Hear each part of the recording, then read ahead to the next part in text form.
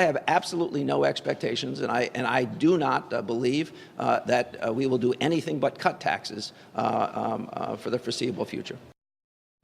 It was that comment that got hundreds of you to speak out on our Facebook page, saying that you just don't believe Governor Malloy. Yeah, we first reported yesterday that the governor now says he will be cutting taxes from now on. Well, chief political correspondent Mark Davis was first to report the news of this new promise. Tonight, he's got your back, confronting the governor with your disbelief.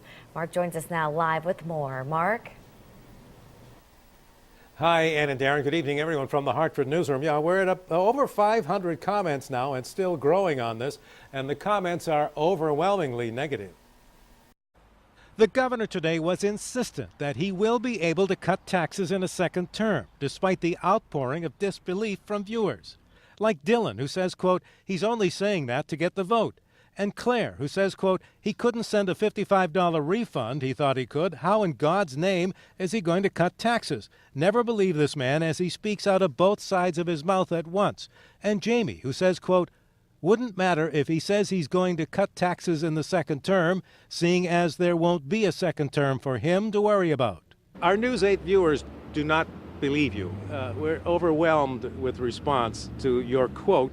I do not believe that we will do anything but cut taxes for the foreseeable future. They don't believe you can do that, given the projections for next year. But we can do it. That's the reality. Let's point out a couple of things. Our workforce is 1,000 people fewer than the day I was sworn in. Our average increase in expenditures is less than half of what it was under my two predecessors. The economy is, in fact, growing. We, in fact, have 52,000 more people working in private sector jobs today than we did when I became governor, and we've made government more efficient and smaller. You put those things together, and we're going to be cutting taxes for the foreseeable future. So you stand by that statement? I absolutely stand by that statement. And what would you say to people who don't believe you? I realize a Q poll says that you're trustworthy by 59%, yeah. But the people who responded to this don't trust you. Because they got used to government the way it used to operate in the state of Connecticut, where people just didn't speak frankly and tell them what they needed to hear and needed to know. That's Mark Davis there with the governor. The governor is banking on continued economic growth next year. Earlier this year, he was banking on a surplus. That surplus dried up last month. And that's Mark Davis's report there from Hartford. The latest Quinnipiac University poll out today shows the governor's handling of the state budget and taxes are hurting him.